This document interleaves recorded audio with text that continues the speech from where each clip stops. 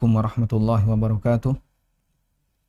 Alhamdulillahi rabbil alamin. Wassalatu wassalamu ala ashrafil mursalin. Nabiyyina wa maulana Muhammadin wa ala alihi wa sahbihi ajma'in. Wa ashhadu an la ilaha illallah wahdahu la syarikalah.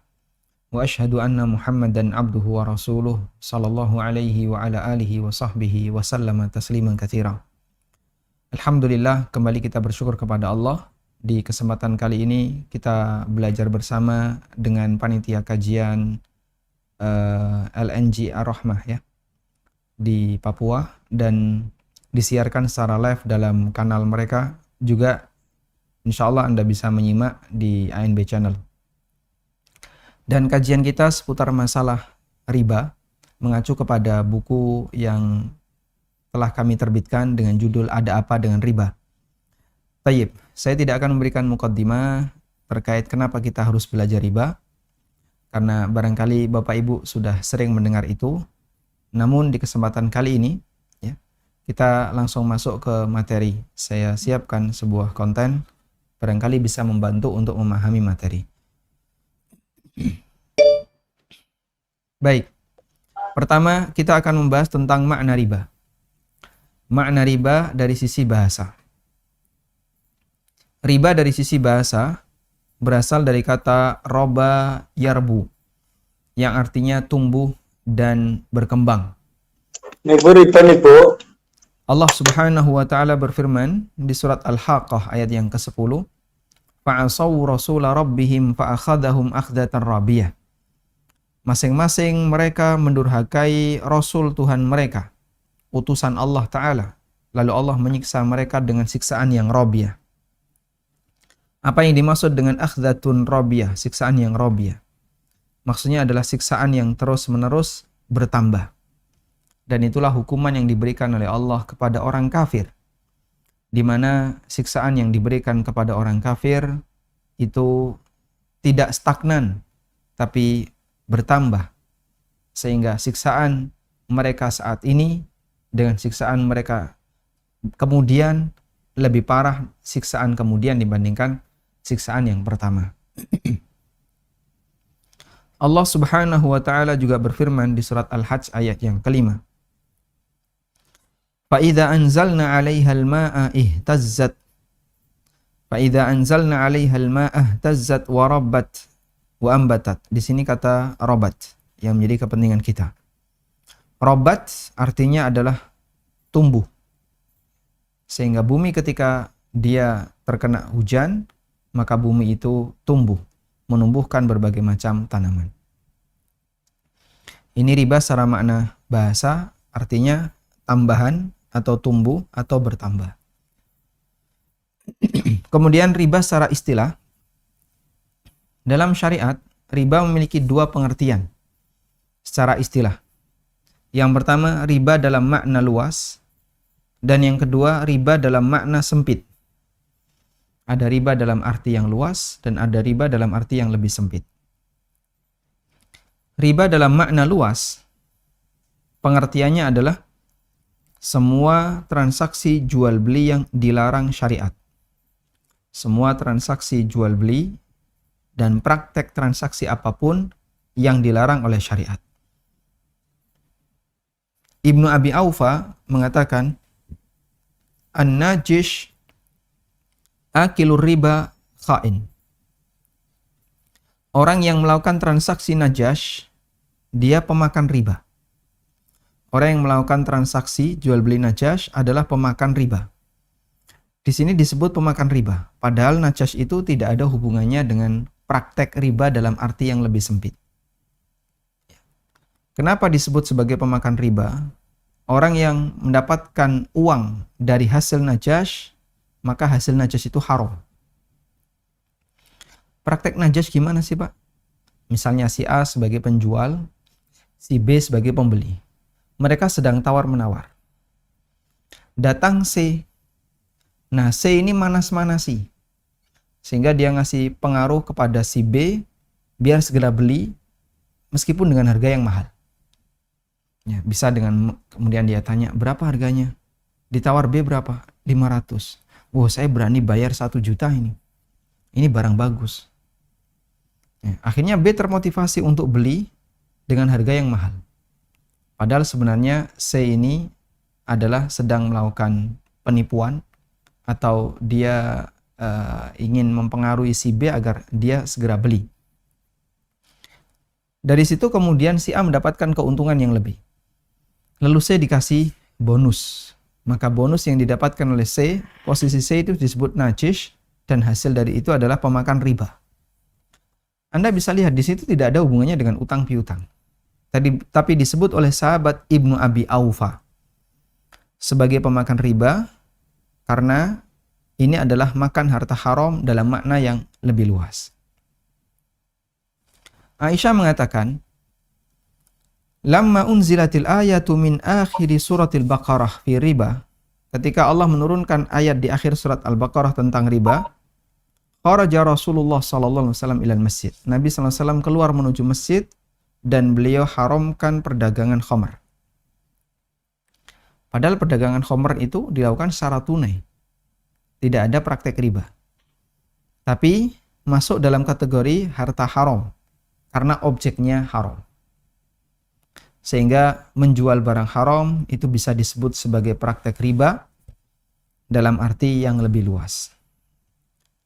Baik, di sini saya cuma sebutkan 2 dan di buku saya sebutkan ada riwayat yang lain yaitu dari Umar bin Khattab radhiyallahu anhu, di mana beliau mengatakan bahwa orang yang melakukan transaksi ijon, ya, menjual buah secara borongan padahal belum layak untuk dipanen, tapi nanti panennya menunda sekian hari. Jadi transaksi sekarang terus dipanen 3 bulan lagi.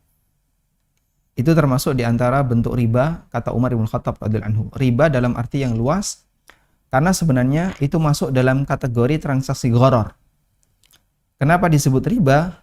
Disebut riba dalam arti yang dalam makna yang luas, yaitu mencakup semua transaksi yang haram, termasuk diantaranya transaksi gharar. Selanjutnya, kita akan melihat riba dalam arti yang lebih sempit.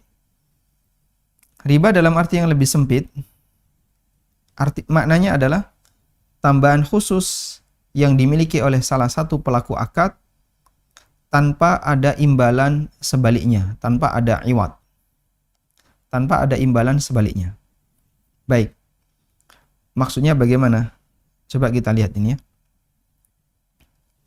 Kalau ada orang bertransaksi, pasti di situ akan terjadi tabadul.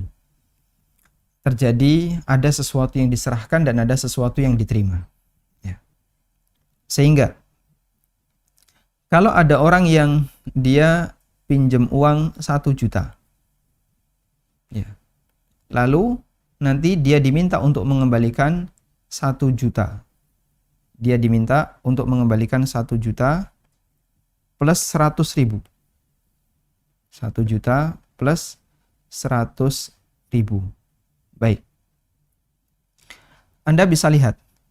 Di sini ada tambahan yang didapatkan oleh salah satu pelaku akad. Tapi tambahan itu tidak ada penyeimbangnya. Di sini kosong. Saya cuma terima duit 1 juta. Lalu nanti saya kembalikan senilai 1.100.000. Berarti orang itu dapat 100.000 bila iwat tanpa ada penyeimbang apapun. Di sini kosong. Nah, coba Anda bedakan dengan kasus yang kedua. Ada orang punya uang 1 juta. Ada orang punya uang 1 juta. Lalu uang itu digunakan untuk usaha. Atau diserahkan ke A dan minta kepada A, tolong ini jadikan sebagai modal usaha. Ya. Sehingga uang itu digunakan untuk usaha. 1 juta digunakan untuk usaha. Lalu dia mendapatkan 1 juta plus 500.000. Ini keuntungan. Sudah? Sekarang Anda bisa lihat apa penyeimbang 500.000 ini? Penyeimbang 500.000 itu adalah usaha. Sehingga ini keuntungan yang halal ataukah tidak? Jawabannya ini keuntungan yang halal. Kenapa? ada sesuatu yang didapatkan, tapi dia punya penyeimbang. Baik, disinilah kita bisa melihat apakah keuntungan itu halal ataukah tidak, bukan diukur dari besar kecilnya nilai keuntungan tersebut, tapi dilihat dari bagaimana cara dia mendapatkan keuntungan. Maka Anda jangan memandang, loh ini kok mahal, ini riba, ini mahal. Kalau murah nggak apa-apa, kalau mahal riba. Loh, ngeklaim mahal riba ini bermasalah. Keuntungan itu halal selama itu dilakukan dari hasil jual beli yang sah. Tayyib. Makanya kalau misalnya ada orang berpikir, kalau kecil enggak apa-apa, kan cuma 7% setahun. 8% per tahun, ya. Seperti kur itu kan kecil sekali, cuma 8% per tahun. Berarti 1 bulan cuman berapa? 0, sekian. Tapi kalau gede, jual beli gede sampai 20%, 30%, nah itu riba. Jelas ini adalah pemahaman yang salah. Tayyib, kita lanjutkan. Makna tambahan bisa artinya tambahan karena penundaan pembayaran utang yang disebut riba dain. Utang 1 juta lalu nanti bayar 1.100.000. Atau tambahan dalam bentuk perbedaan kuantitas yang disebut dengan riba fadl. Misalnya tukar menukar antara uang pecahan 100.000 dengan uang pecahan 10.000, tapi ada selisih 10.000. Jadi yang didapatkan cuma 90.000. Ini nyerahkan 100 dapat 90.000. Ada selisih di situ. Yang ketiga, tambahan dalam perbedaan waktu penyerahan yang disebut dengan riba nasi'ah. Yang satu diserahkan sekarang, yang satunya tertunda besok. Untuk transaksi benda ribawi. Ini masuk dalam kategori riba nasi'ah. Nah, selanjutnya kita akan melihat salah satu hadis yang sering disampaikan di tengah masyarakat, ya. Bahwasanya riba itu memiliki sekian puluh pintu. Yang paling ringan seperti berzina dengan ibunya. Hadis itu adalah hadis dari Ibnu Mas'ud radhiyallahu anhu. Nabi sallallahu alaihi wasallam bersabda, "Ar-riba 73 baban." Riba itu ada 73 pintu. Kemudian dalam riwayat yang lain dari Abu Hurairah radhiyallahu anhu, Nabi sallallahu alaihi wasallam bersabda, "Ar-riba 70 huban." Riba itu ada 70 sekian pintu. Ada 70 pintu, 70 dosa. Riba memiliki 70 dosa. Aisaruha, yang paling ringan, seperti orang menikahi ibunya. Menikah dengan ibunya sah atau tidak? Ya pasti batal. Sehingga apa makna ayang kiha? Makna nikah di sini adalah hubungan badan. Seperti orang berzina dengan ibunya. Waliyadzubillah. Itu disebut sebagai dosa riba yang paling ringan. Baik. Jumlahnya banyak. Dan yang paling ringan seperti itu. Lalu kita akan jadi penasaran. Jika sebuah penyakit itu berat, yang paling ringan seperti A, dan itu Masya Allah, sangat berbahaya, maka manusia akan berusaha untuk mengenali penyakit itu. Tujuannya apa? Biar dia bisa menghindari. Dan kalaupun terkena penyakit itu, dia berusaha untuk mengobati, tahu solusi. Baik. Jika ada sebuah dosa, yang jumlah dosa itu banyak, lalu apa yang harus kita lakukan? Kita harus berusaha untuk mengenalinya. Duh, kenapa? Agar kita tidak terjerumus ke dalam dosa itu. Nah, sekarang riba jumlahnya ada banyak pintu. Coba sebutkan 5 pintu riba. Giveaway yang pertama. Sebutkan 5 pintu riba. Baik. Kalau saya minta tolong sebutkan, ini kan ada 70, sebutkan 10 saja. Mungkin kita akan kesulitan untuk menyebutkannya. Nah, sekarang tolong sebutkan riba, pintu riba 5 saja. Nanti ada giveaway, ya. Baik. Sekarang kita akan lihat apa sih makna 70 di sini. Ada keterangan As-Sindi, wal muradu at-taktsir dun at-tahdid. Maksudnya adalah untuk menunjukkan bahwasanya celah riba itu banyak dan bukan untuk pembatasan angka tertentu. Wa bihi yadhharu at-tawfiqu baina hadzal hadits wal hadits ati. Sehingga dengan ini kita bisa menyelaraskan dengan hadis setelahnya yang menyebutkan angka yang berbeda. Karena di situ ada yang menyebutkan 73, ada yang menyebutkan 70 saja. Loh, ini yang benar yang mana? 70 atau 73? Kata As-Sindi, angka itu sebenarnya untuk menunjukkan jumlahnya banyak. Bukan untuk menunjukkan angka tertentu. Terus rinciannya seperti apa? Di sini ada fatwa Syabakah Islamiyah. Beliau di sana dinyatakan tentang masalah pintu-pintu riba.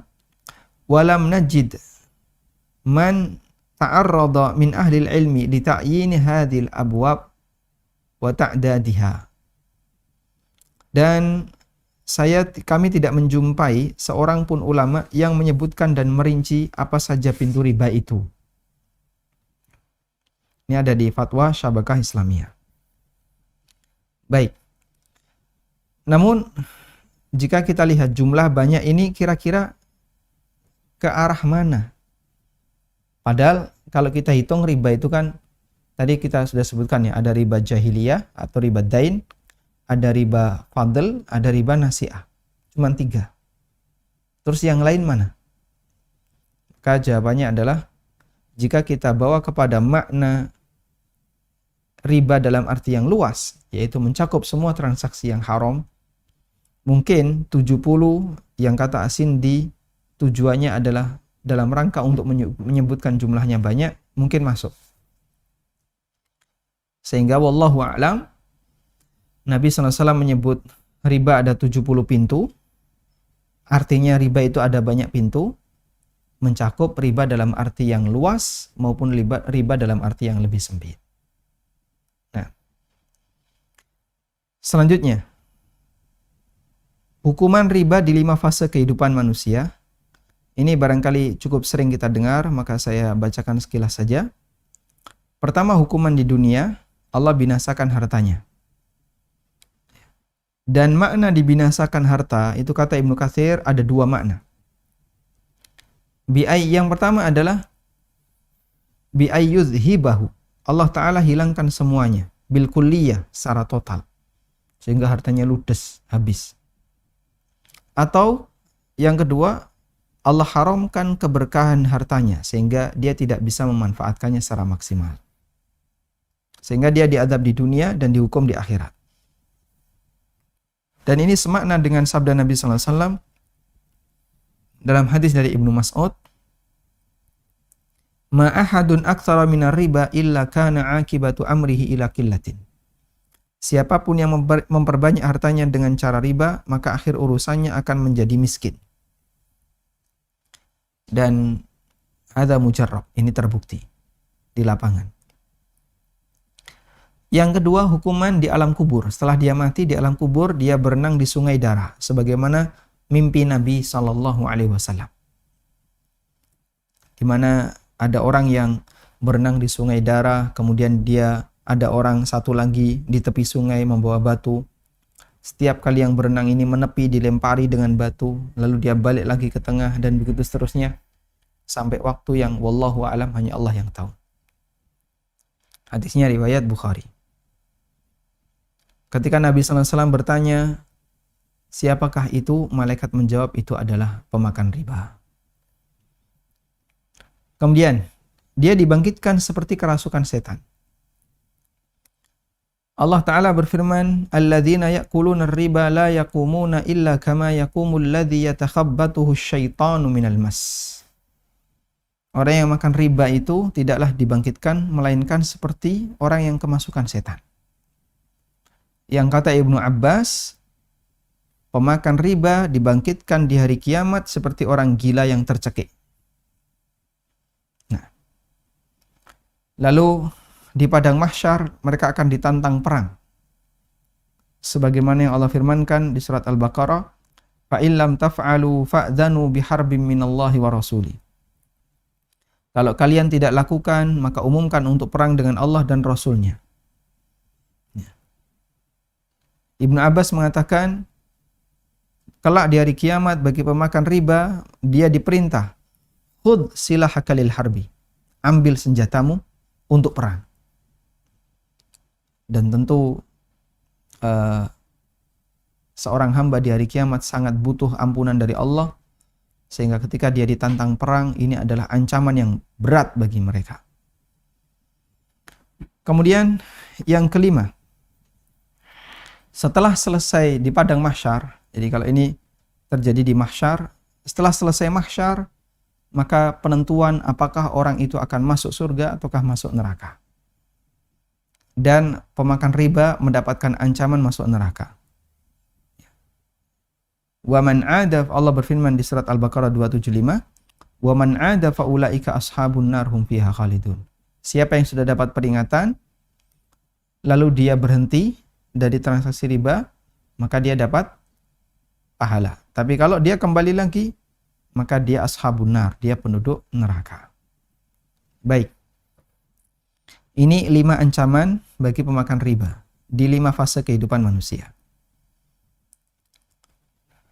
Selanjutnya kita akan bahas bahwa riba itu diharamkan di semua agama.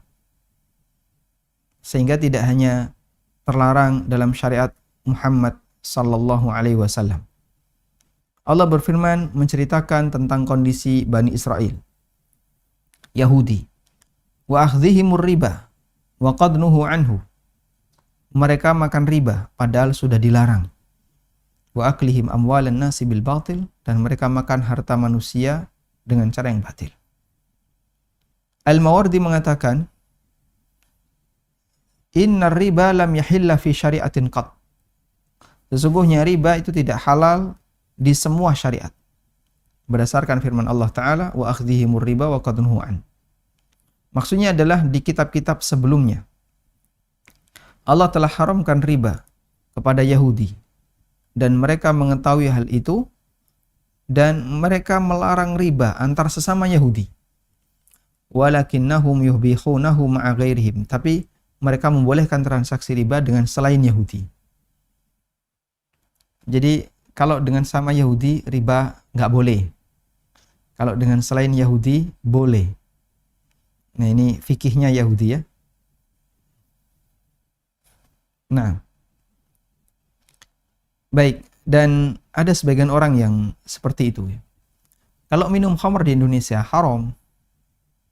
Tapi kalau kamu minum khamr di daerah dingin, ya seperti di Greenland atau di Australia bagian selatan, atau di mana lagi misalnya di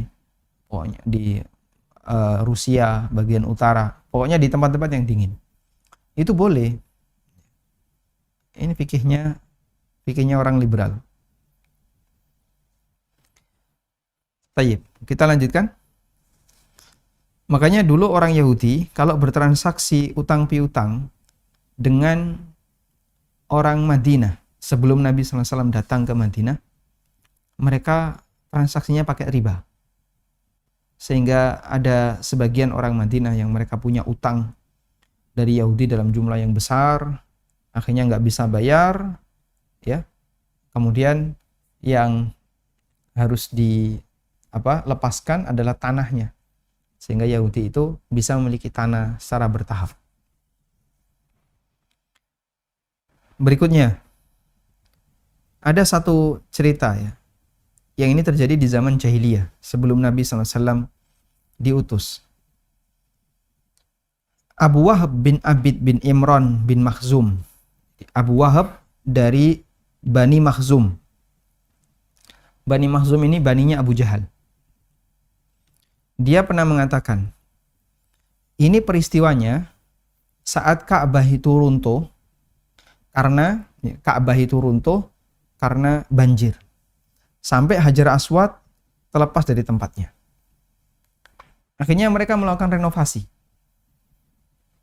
Dan saat renovasi, mereka mengundang tukang, kemudian mendatangkan bahan baku dan seterusnya. Nah, itu kan butuh biaya. Dan ketika itu mereka melakukan iuran, orang-orang musyrikin melakukan iuran. Nah, saat menarik iuran, Abu Wahab dari Bani Makhzum ini, dia membuat pengumuman. Ya ma'syara Quraisyin, la tudkhilu fi bunyaniha min kasbikum illa thayyiba. Wahai orang-orang Quraisy, jangan kalian libatkan untuk pembangunan Ka'bah kecuali dari hasil yang halal. Lalu dirinci oleh Abu Wahab, apa saja yang enggak boleh? La yadkhulu fiha mahru baghiyyin wala bai'u riban wala madlamatu ahadin minan nas. Jangan melibatkan upah pelacur, hasil pelacuran, atau jual beli riba. Hasil jual beli riba tidak boleh, termasuk kezaliman kepada orang lain. Masya Allah. Sehingga orang musyrikin ini kenal transaksi riba, hasilnya nggak boleh dipakai untuk bangun Ka'bah. Memang kita tidak jadikan ini sebagai dalil. Ini perbuatan orang kafir. Namun ini menunjukkan bahwasanya sekalipun orang itu kafir, dia tahu kalau hasil riba itu hasil yang buruk. Sehingga bagi mereka hasil riba tidak boleh digunakan untuk membangun tempat yang suci. Makanya dana Ka'bah itu jadi kurang, untuk renovasi Ka'bah jadi kurang, sehingga mereka tidak bisa bangun Ka'bah seperti sebelumnya. Akhirnya mereka bangun Ka'bah seperti sekarang, yang bisa kita lihat ya, posisi Ka'bah seperti ini, dan di situ ada hijir, orang menyebutnya hijir Ismail ini ya. Ini masuk wilayah Ka'bah. Yang bisa mereka bangun itu yang dikasih kiswah hitam. Nah, sementara yang tidak bisa mereka bangun karena dananya kurang dikasih hijir. Dikasih hijir. Kenapa? Karena dananya kurang. Sehingga kenapa ada hijir? Ceritanya adalah dananya kurang. Tayyib. Kita kembali ke sini.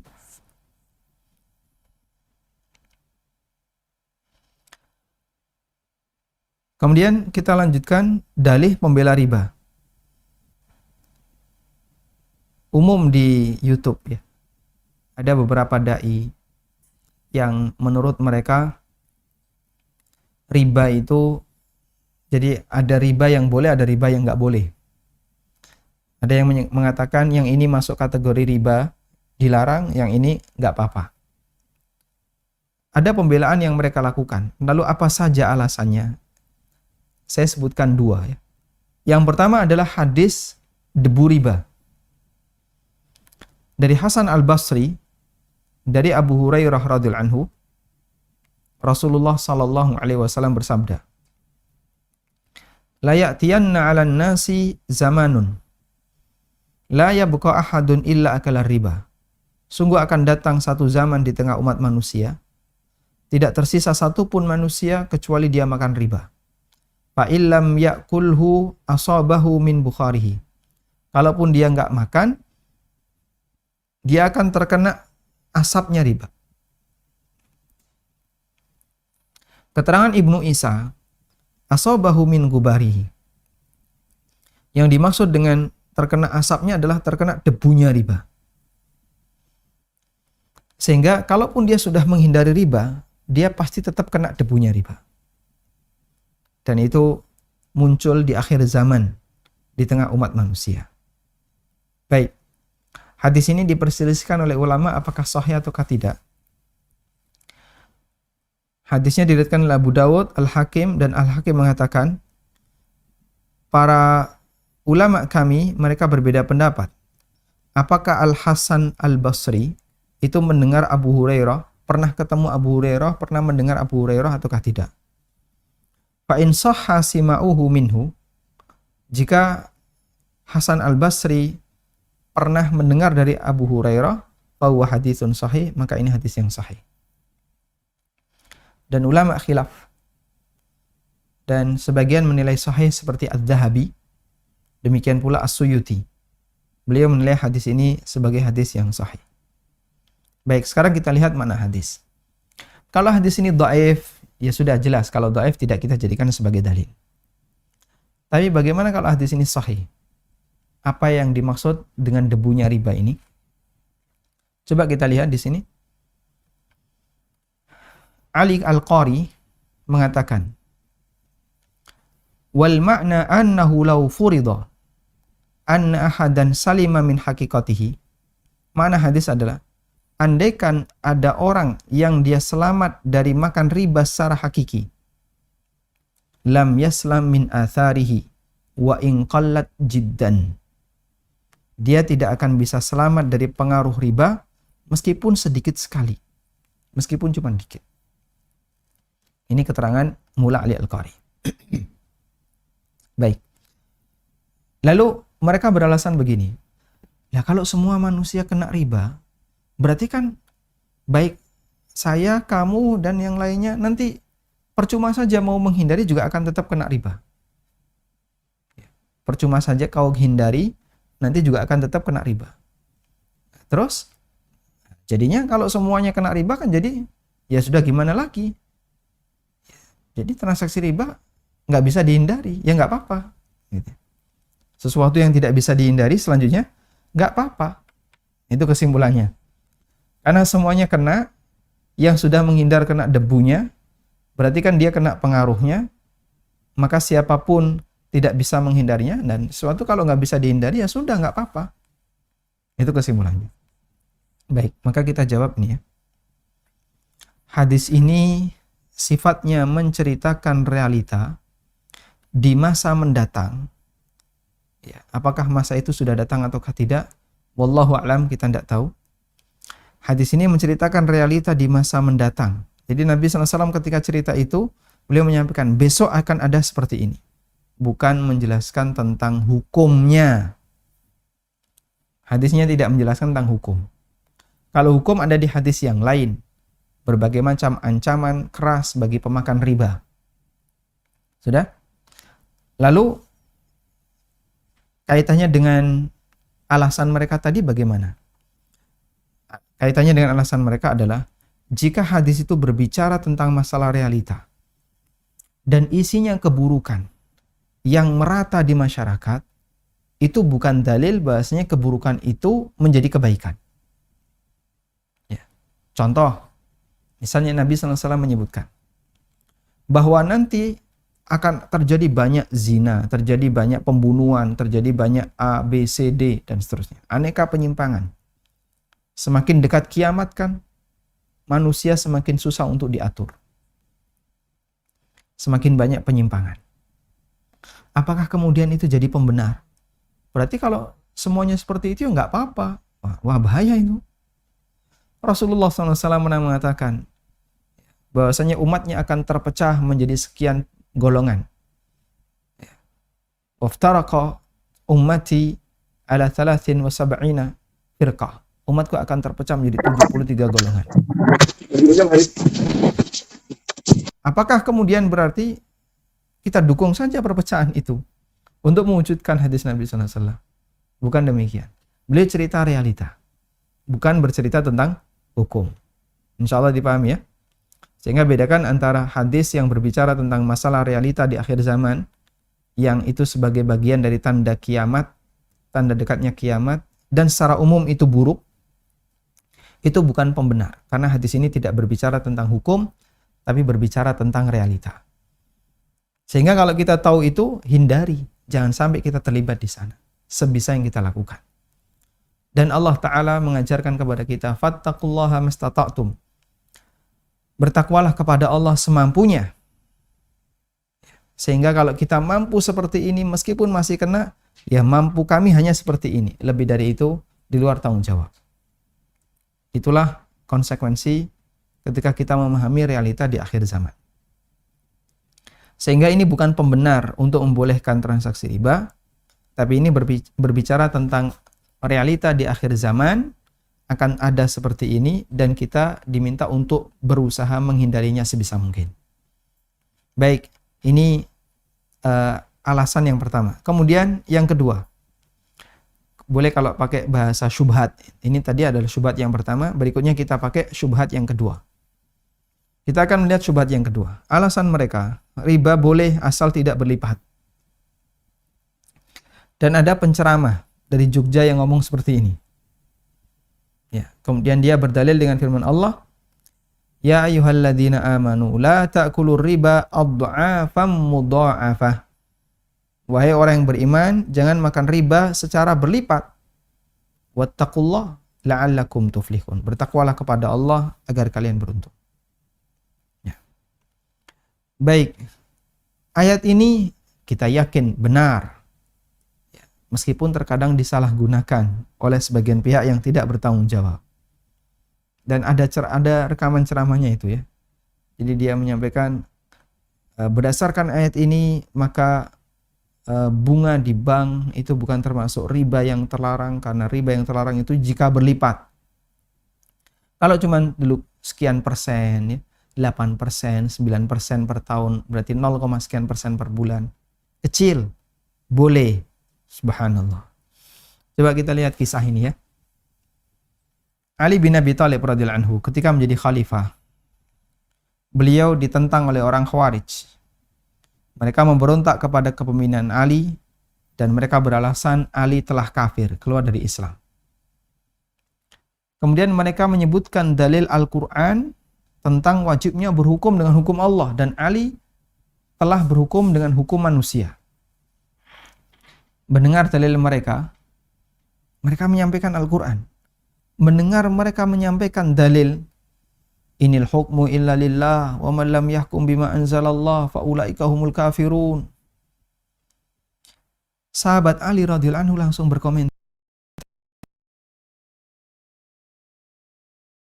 urida bihal batil.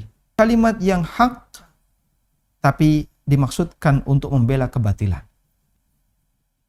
Dan banyak di masyarakat orang-orang yang punya penyimpangan seperti itu.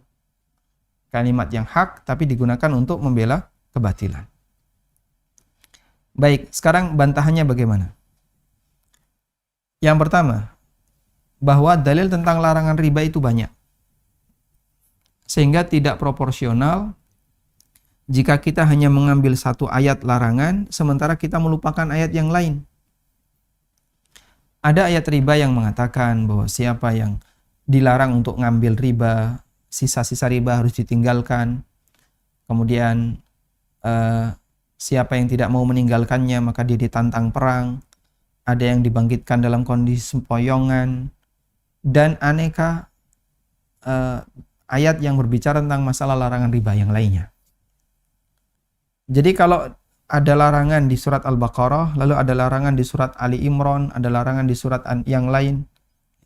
Ini tadi ada di dalilnya ada di surat Ali Imran ayat 130. Maka idealnya gimana? Ya kita kumpulin semua, kita pakai semuanya. Allah mencela Yahudi yang mereka mengimani sebagian ayat Taurat dan kufur kepada ayat yang lain. Sehingga yang menguntungkan diimani, yang enggak menguntungkan dilepas. Afatu'minuna bi ba'dil kitab wa takfuruna bi ba'd? Apakah kalian beriman kepada sebagian isi kitab dan kalian kafir kepada sebagian yang lain? Saya tidak mengatakan mereka kafir kepada sebagian isi Quran, tidak.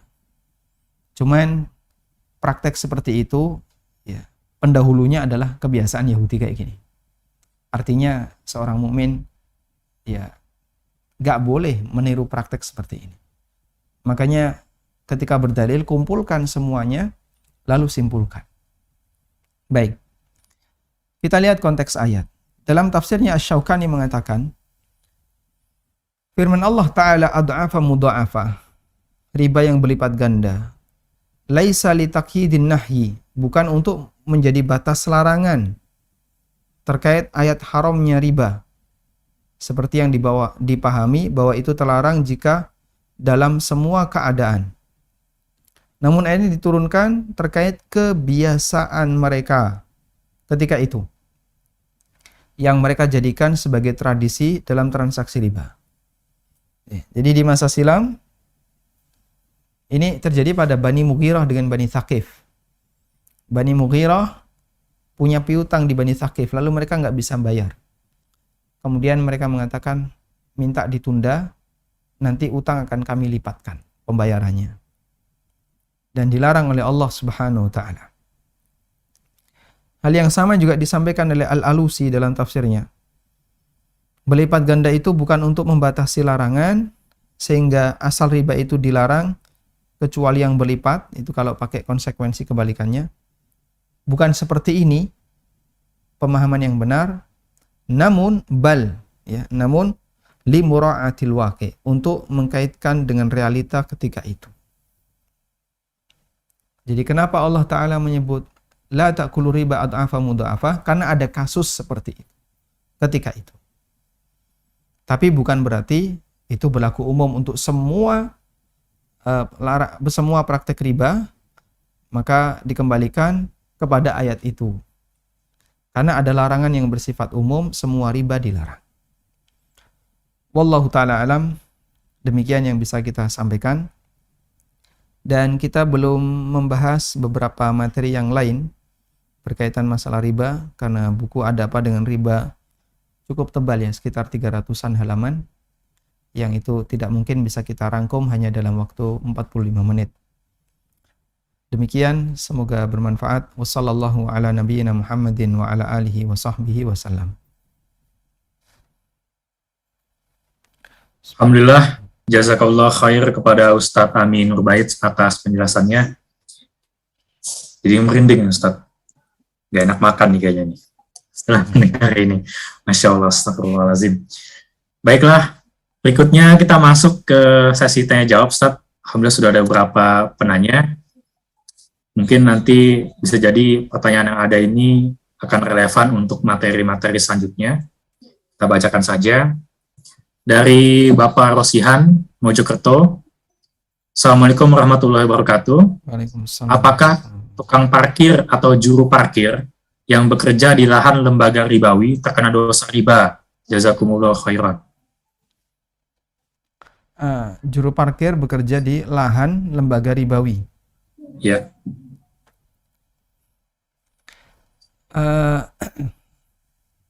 Terlepas dari masalah transaksi dengan tukang parkir ya, kita nggak bahas tukang parkir itu pendapatannya halal atau haram.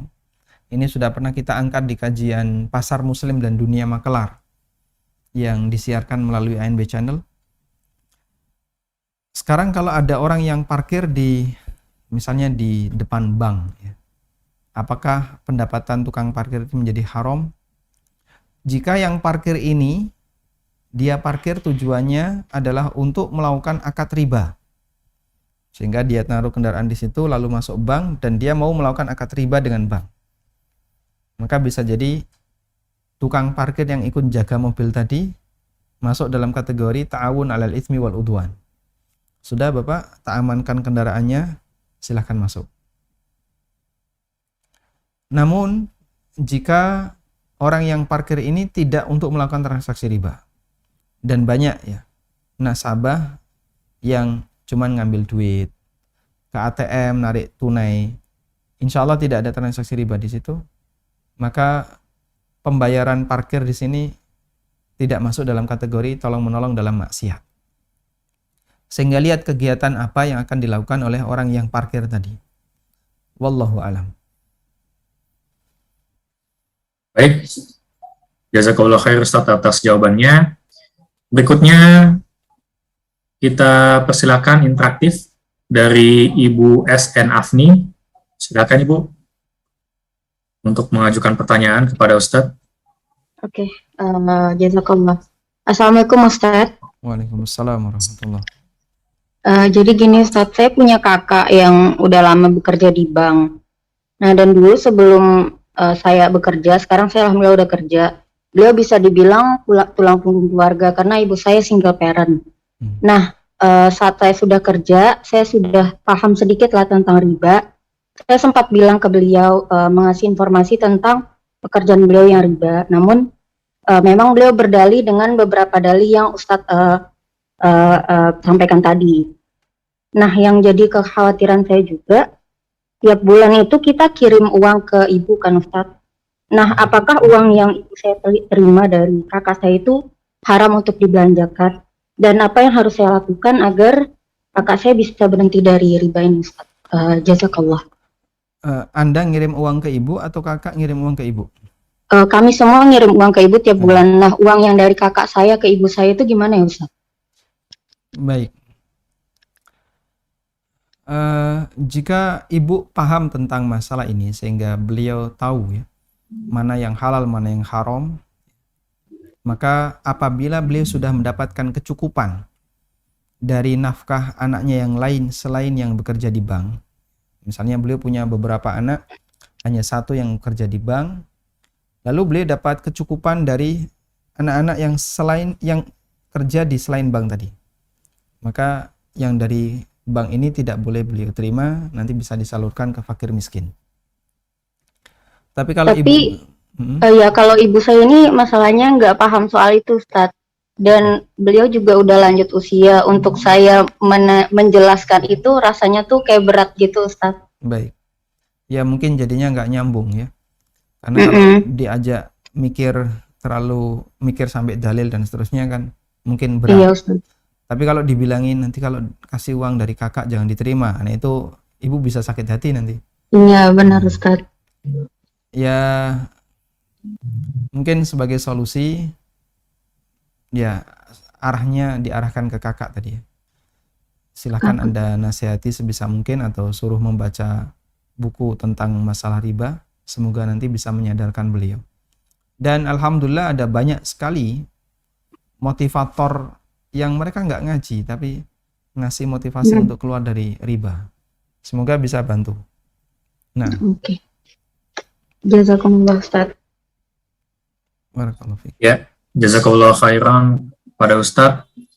Mohon maaf kepada jamaah, ini pertanyaan yang masuk ada cukup banyak ya, termasuk yang ada di YouTube. Insya Allah kita bisa simpan lagi untuk pertemuan berikutnya. Kita lanjutkan untuk pertanyaan terakhir barangkali Ustadz ya. Assalamualaikum warahmatullahi wabarakatuh. Kalau melakukan pembiayaan dengan akad mudharabah, tapi usaha nasabah gagal, bagaimana penerapan bagi hasilnya dengan bank tersebut? Jazakumullah khairan. Jika usaha itu gagal, jadinya nggak ada bagi hasil. Gagal kan berarti nggak ada hasil. Disebut bagi hasil jika di situ ada hasil. Kalau di sini Anda menyatakan gagal, berarti kan tidak ada hasil. Karena itu sebenarnya minimal kalau gagal yang balik itu pokoknya saja. Minimal, dan itu boleh dilakukan jika kegagalan disebabkan karena keteledoran mudharib. Ya. Dan untuk bisa mengukur ini mudharib teledor ataukah tidak, kembali kepada realita yang ada. Nah, selanjutnya di bank-bank syariah praktiknya bagaimana? Nah, inilah yang sering jadi masalah dan sering kita angkat ya. Untuk mudharabah di bank syariah, kenapa kita belum bisa memberikan rekomendasi? Karena mereka punya prinsip dengan sistem proyeksi. Plafon 100 juta. Maka proyeksi usaha yang dilakukan seperti ini. Berarti kurang lebih per bulan dapat sekian. Per tahun dapat sekian. Langsung dihitung rata-rata per bulan sekian. Nah, selanjutnya kewajiban nasabah adalah mencicil 100 juta itu plus bonusnya, tambahannya. Yang tambahan mereka sebut bagi hasil. Tapi itu nilainya sudah ditetapkan, dipatok. Maka ada tabel. Ada tabel pokok sekian bagi hasil sekian. Pokok sekian bagi hasil. Nah, selanjutnya mereka tutup mata. Ini pengusaha mau bangkrut, mau rugi, mereka nggak peduli. Pokoknya harus sesuai dengan tabel itu. Lah ini mudharabah macam apa yang kayak gini? Jadinya kita nggak sepakat dengan mudharabah kayak gini. Karena mudharabah itu melihat kondisi real. Tapi Pak, waktu akad kan dia sudah sepakat dengan itu. Ini kesepakatan yang nggak boleh. Karena di antara syarat mudharabah tidak boleh ada bagi hasil tertentu. Boleh persentase ditentukan 30%, 40% itu boleh. Tapi tidak boleh angka tertentu. Kalau angka tertentu pelanggaran dalam akad mudharabah. Wallahu a'lam. Barakallahu fikum kepada Ustadz. Mungkin satu lagi Ustadz ya. dari YouTube terakhir dari Ibu Fasti, apabila orang yang bekerja sebagai analis kredit di bank konvensional yang menganalisa kelayakan debitur, apakah termasuk riba? Dia tidak melakukan transaksi riba, tapi membantu orang untuk melakukan transaksi riba. Masuk dalam kategori ta'awun 'alal itsmi wal udwan. Saat analis kredit ini, dia melakukan analisa, lalu dari situ dia memberikan rekomendasi. Ini layak untuk diterima, ACC misalnya. Berarti kan lanjut untuk melakukan transaksi riba. Nanti dikasih kelayakan dananya berapa? Oh, maksimal sekian. Sekian ratus juta atau sekian M. ACC sekian M. Dana keluar dan nanti pengembaliannya pasti ada kelebihan dengan akad yang mereka sepakati. Dan orang yang terlibat sebagai analis tadi yang memberikan rekomendasi. Apa ini kalau tidak ta'awun 'alal itsmi wal udwan? Jadinya mereka melakukan praktek saling tolong-menolong dalam kegiatan maksiat. Wallahu a'lam. Baik, barakallahu fikum kepada Ustadz atas jawabannya. Kita masih ada 3 menit, Ustadz. Mungkin terakhir untuk giveaway-nya, Ustadz. Baik. Tadi sempat disinggung. Satu tadi sudah ya. Pertanyaan yang kedua. Allah Ta'ala berfirman, yamhaqullahu riba. Allah membinasakan riba. Apa makna Allah membinasakan riba? Ada 2 makna tadi. Ya, mungkin ada di antara jamaah yang bisa menjawab pertanyaan giveaway kita kali ini. Yang pertama adalah sebutkan 5 pintu riba. Kemudian yang kedua adalah apa makna dari membinasakan pelaku riba sebagaimana disebut dalam firman Allah yang yamhaqullahu riba wa yurbis shadaqat ya. Dalam surat Al-Baqarah. Silakan kalau ada jamaah yang bisa menjawab untuk mengacungkan tangan, raise hand. Pertanyaan terlalu sulit Ustaz ya.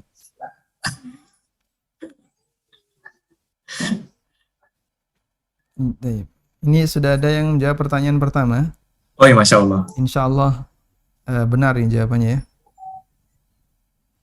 Masya Allah, kepada Ibu Safni, alhamdulillah mendapatkan giveaway dari panitia. Ini sudah terjawab Kemudian, keduanya, Pak. Iya. Oh, itu terjawab keduanya Ustaz ya? Ummu Khais jawab pertanyaan pertama. Masya Allah. Bu Senafni, ini pertanyaan yang kedua. Masya Allah. Barakallahu fikum kepada Ummu Qais dan Ibu Senafni atas jawabannya. Insya Allah untuk selanjutnya harap bisa menghubungi panitia Ibu di nomor yang kami tuliskan di kolom chat box untuk informasi pengiriman lebih lanjut. Baiklah Ustadz, jazakumullah khair kepada Ustadz Amin Nurbait atas ilmu dan materinya yang sangat bermanfaat buat kita.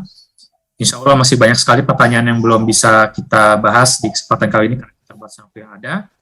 Insya Allah kita akan kembali bertemu dengan Ustadz di lain kesempatan bulan depan, insya Allah ya. Jadi kita akan kembali teruskan untuk pembahasan riba ini dan semoga Allah mudahkan dan berikan kita kekuatan untuk menjauhi riba dengan sekuat tenaga kita. Itu Ustadz dari panitia. Barangkali ada penutup Ustadz, pesan bagi kita semua untuk menghindari riba ini. Tayyib. Salah satu di antara yang bisa menguatkan kita untuk menghindari riba ya adalah dengan bergabung komunitas yang baik, komunitas yang anti riba. Dan alhamdulillah komunitas itu sudah sangat banyak. Alhamdulillah kalau secara umum mereka yang sudah kenal sunnah, yang belajar tentang tauhid yang lurus, untuk masalah riba mereka sudah cukup matang, dalam arti tidak perlu motivasi yang besar untuk meninggalkan riba karena mereka sudah paham ini adalah sesuatu yang haram. Tinggal memahami rinciannya saja, apa saja yang masuk dalam kategori riba dan apa yang tidak termasuk dalam kategori riba, agar kita tidak terjerumus ke dalam kesalahan. Namun bagi mereka yang barangkali meninggalkan riba itu masih sulit dengan aneka alasan yang banyak mereka sampaikan, salah satu di antara yang bisa dilakukan adalah pertama mempertebal tauhid, ya, tawakal kepada Allah, iman, dan itu bisa berpengaruh kepada keberanian seseorang untuk meninggalkan sesuatu yang haram. Karena ketika orang beriman bahwasanya nanti hartanya akan dihisab, dia akan lebih hati-hati dan lebih waspada. Wassallallahu ala nabiyyina Muhammadin wa ala alihi wa sahbihi wasallam. Wa akhiru da'wana anilhamdulillahi rabbil alamin. Subhanakallahumma wa bihamdika asyhadu an la ilaha illa anta astaghfiruka wa atubu ilaik. Wassalamualaikum warahmatullahi wabarakatuh. Waalaikumsalam warahmatullahi wabarakatuh. Baik jamaah, dengan demikian berakhir pula kajian online kita pada kesempatan sore hari ini. Bersama panitia yang bertugas, kami mengucapkan mohon maaf atas segala kekurangan. Jangan lupa nantikan terus kajian online Miftahul Rahman El Haji Tangguh di channel YouTube kami, insya Allah setiap hari Ahad, setiap pekannya. Dan untuk kajian kami, insya Allah kita akan jalankan secara rutin di setiap pekan kedua hari Ahad setiap bulannya. Kurang lebihnya kami mohon maaf, undur diri dulu.